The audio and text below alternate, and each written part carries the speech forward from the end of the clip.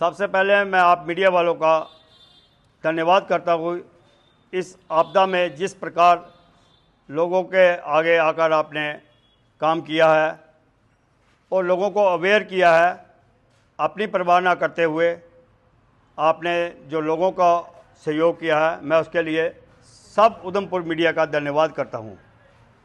आज का जो हमारी प्रेस कॉन्फ्रेंस है, मुद्दा ये है कि हमारा माल जो बाहर से आता है, जैसे पंजाब से हमारा कोई माल आता है, उसे लखनपुर से छोड़ा जाता है, आगे सांबा में रोका जाता है, सांबा के बाद उसको बड़ी ब्राह्मणा में रोका जाता है, बड़ी ब्राह्मणा के रोकने के बाद उसको सिद्रा में रोका जाता है, सिद्रा के रोकने के बाद टोल पोस्ट जो वन टोल प्लाजा है वहाँ रोका जाता है। इस प्रकार उसको 2-2, 3-3, 4-4 दिन लग जाते हैं।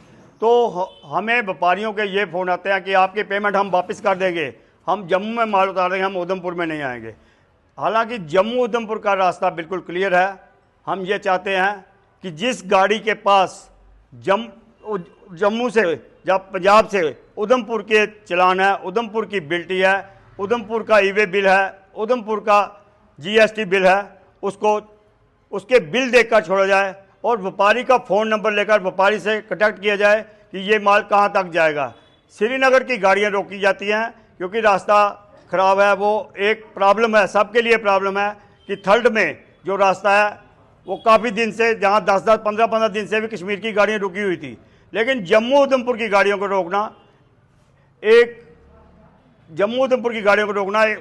ठीक नहीं है। और मैं कहना चाहता हूं कि हमारे वेयर हाउस के व्यापारी जो हैं वो भी अब हमारा माल लोड करने के लिए कतरा रहे हैं और हमें फ़ोन कर रहे हैं कि रात को 12 बजे जाकर वो नगरोटा से गाड़ियां छुड़वाते हैं और दूसरे दिन जब यहाँ गाड़ी पहुँचती है, जब शहर में एंटर करना होता है, नो एंट्री हो जाती है। हमें माल लेने की बहुत परेशानी आ रही है। इसके लिए हमें डीसी मैडम से कॉन्टैक्ट किया था, कुछ नंबर की गाड़ियाँ डीसी मैडम ने हमारी छुड़वाई थी, इसके लिए हम उनके आभारी हैं। हमारी आईजी साहब से भी बात हुई है। हम ये चाहते हैं, ये डिमांड करते हैं आईजी साहब से, डीसी उधमपुर से, डीसी जम्मू से कि हमारी जो उधमपुर की गाड़ियाँ हैं उनको छोड़ा जाए ताकि उधमपुर शहर में माल की कमी ना हो। हमारे फ्रेश मंडी की गाड़ियाँ, फ्रूट की गाड़ियाँ, सब्जी की गाड़ियाँ पंजाब से आती हैं, उनको 2-2, 3-3, 4-4 दिन रोका जाता है, उनका 75% माल ख़राब हो जाता है। मैं यही रिक्वेस्ट करूंगा, एडमिनिस्ट्रेशन से डिमांड करूंगा कि हमारी जो गाड़ियां उधमपुर की हैं, उधमपुर तक रास्ता बिल्कुल ठीक है, उधमपुर की गाड़ियों को ना रोका जाए। किसी के व्यापारी को ऐसा ना हो कि उधमपुर में माल की शार्ट हो, उसकी जिम्मेवारी एडमिनिस्ट्रेशन की होगी, ट्रैफिक पुलिस की होगी। और हमारा व्यापारी किसी भी आपदा में हर समय आगे रहा। आपने देखा कोरोना के टाइम भी हमारे व्यापारियों ने जिस प्रकार काम किया, श्रीनगर में बाढ़ हुई, हमारे व्यापारियों ने 10-10 दिन रेलवे स्टेशन में भंडारे लगाए, हर प्रकार से एडमिनिस्ट्रेशन की मदद की। अब भी हम जिस प्रकार हमसे हो रहा है, हमारी एनजीओ, उधमपुर की एनजीओ, हमारे उधमपुर के पॉलिटिकल नेता, हमारी जितनी भी संस्थाएं हैं वो अपने अपने हिसाब से सब मदद कर रहे हैं और जितनी जहाँ जहाँ आपदा आई है वहाँ राशन पहुँचा रहे हैं, वहाँ टेंट पहुँचा रहे हैं, वहाँ कंबल पहुँचा रहे हैं। हर आपदा के लिए हमारे उधमपुर के व्यापारी, हमारा उधमपुर शहर जो है एडमिनिस्ट्रेशन के साथ खड़ा है, सरकार के साथ खड़ा है। लेकिन ये जो हमें प्रॉब्लम आ रही है, हमारे व्यापार को बहुत परेशानी आ रही है।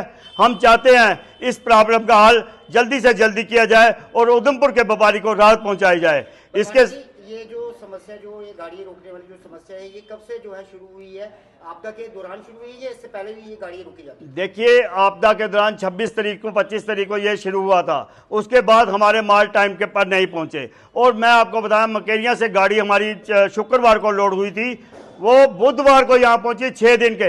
ड्राइवर की जेब में 10 रुपये तक नहीं रहे थे, उसके पास चाय पीने के लिए पैसे नहीं थे। उसके मालिक बोल रहे थे कि तू जानकर गाड़ी आगे नहीं ले रहा है। इसलिए हम चाहते हैं कि ऐसा ना हो कि ड्राइवर उधमपुर की गाड़ियां लोड करना ही बंद कर दें। इस समस्या का हल जल्दी से जल्दी एडमिनिस्ट्रेशन और ट्रैफिक पुलिस, मैं आईजी ट्रैफिक साहब से निवेदन करता हूँ, रिक्वेस्ट करता हूँ और डिमांड करता हूँ कि जल्दी से जल्दी इस समस्या का हल किया जाए ताकि उधमपुर के व्यापारियों को राहत मिल सके। इसके साथ ही मैं आपको बता देना चाहता हूँ, यहाँ हमारे जितने भी डिपार्टमेंट है, लीगल मेट्रोलॉजी वाला है, लेबर कमिश्नर ऑफिस है, हमारे लोगों के कागज जब ड्यू हो जाते हैं तो हम इनसे अप्रोच करते हैं, तो इनके पास एक ही जवाब होता है कि हमारे पोर्टल बंद हैं। इनके पोर्टल बंद होने से हमें कोई फर्क नहीं पड़ता है, हमें ये फर्क पड़ता है हमारे कागज जो है ड्यू हो चुके हैं और इनका इंस्पेक्टर हमारी दुकान पर आएगा, वो चलान काट जाएगा।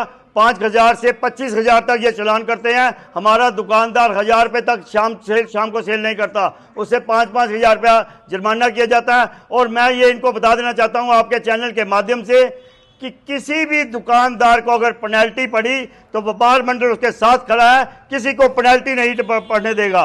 और मैं रिक्वेस्ट करूंगा कि पोर्टल अगर नहीं चल रहे हैं आप मैनुअल काम कीजिए ताकि हमारे व्यापारी को कोई परेशानी ना आए।